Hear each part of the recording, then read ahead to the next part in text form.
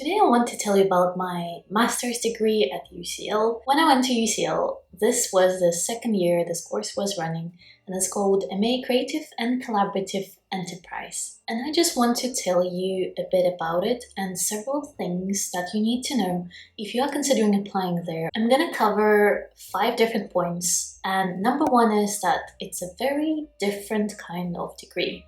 So when you hear the words creative and collaborative in the name, you might be thinking, okay, that's just to tick a box, to sound cool. It is not. There is actual content in there in this degree. It's very niche fields that try to apply less conventional, more creative techniques to how you do business, how you run it, how you come up with a startup idea, how you put it into practice. To give you an example, at one point we had an improv course. So we did several exercises that actors would do when they prepare to improvise on stage. Those kind of things where you take creative approaches and then you apply them to business are a big chunk of this course. There are some typical modules within it, but the other half is the very creative and collaborative part indeed. Number 2 is this course is very practical. You're not just thinking of things, you're not just theorizing, writing essays. You also have to actually do stuff and put stuff into practice that you've just written in your essay. For some context, this course is kind of designed for people who want to start their own business and to run a startup. So to be able to do that, obviously you can't just be sitting there learning theory. You also need to be trying things. So if your idea is to create a dance school, then as part of your degree, you will have to take the first steps. This might be a shock to the system like it was to me, because I am very comfortable in my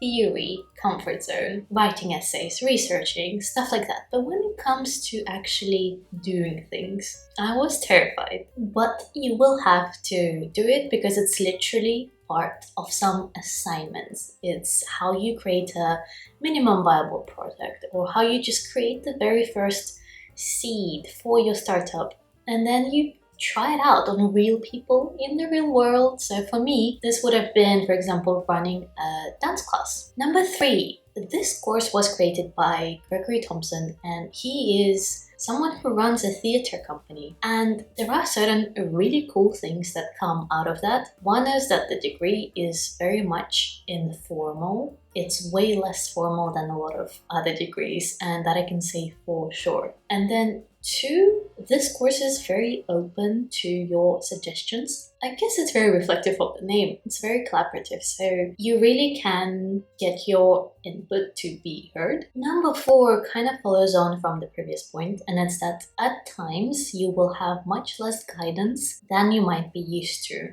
And this especially applies to marking schemes, to just general instructions about the course and how to do well in a particular module. This applies way more to the creative and collaborative side of it than to the normal entrepreneurship side. In courses like marketing, you're very likely to receive some usual sort of guidance that you would expect. However, in modules that are in the creative and collaborative side of things, like creative enterprise, collaborative enterprise, I'm not sure how it is now, because keep in mind that I've graduated 2 years ago. The course might have changed. But in my year, there were some assessments where we had way less instruction, way less guidance than usual. I'll give you an example. One of the assessments that we've had for the collaborative enterprise course was we were given a technique to collaborate, and it was called open space. We had to apply those principles to create a presentation. Now you might be thinking,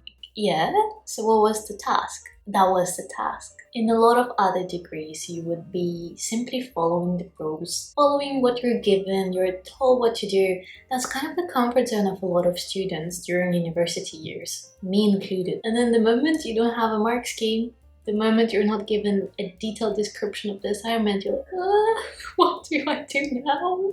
So this is also kind of a theme that runs through everything I'm saying, is that a lot of the time you'll have to think for yourself and come up with things without much guidance. And I think that's an extremely valuable skill to have. You might just not be expecting it to come as part of your master's degree, but it does in this one. Finally, number 5, and after I cover this point, I'm also going to give you some tips if you're applying to this master's. Number 5 is that this degree is very flexible. This also stems from all of the things I've covered before, that it's less formal, there is way more creativity in it. Whatever your business idea is that you're working on throughout the year, you're just doing all of the entrepreneurship related assignments based on that idea. And I thought that if I have to have an idea to work on for all of the assignments and stuff, I might as well pick something I'm really passionate about and I'll be interested in. And this is dance for me because it's my main hobby. I love doing it. I love learning about the industry. So I picked that, and as a result, because that's what I've been working on, I could do my dissertation, my master's dissertation at UCL on partner dancing.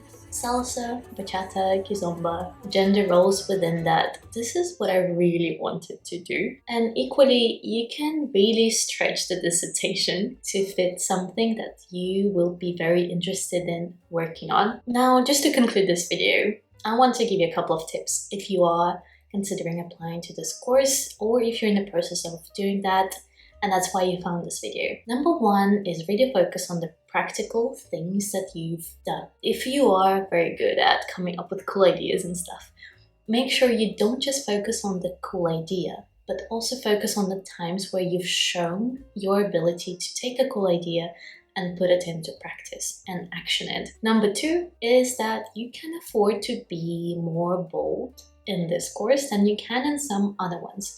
And that's because it is less formal. So if there is something that you really think of saying, writing, mentioning in your interview, but you think, okay, if I were to apply to a very strict, formal, typical academic course, this might not be something that I say. It might be an experience, it might be a hobby, it might be some sort of thing that's been valuable to you, but it might not be as typically academic. You can afford to say those things in this course, I think. That is just my opinion. But I think you can really go more bold here than in some other places. So try to do that, and that might be the thing that distinguishes you from other people. That's all I wanted to talk about today. I hope this kind of complemented what you can find on the UCL website. Obviously go there first and read what the actual course description is. And hopefully this video will tell you a bit more about what it was like for me. That was 2 years ago, bear that in mind. Let me know what you think. Let me know if you have any questions.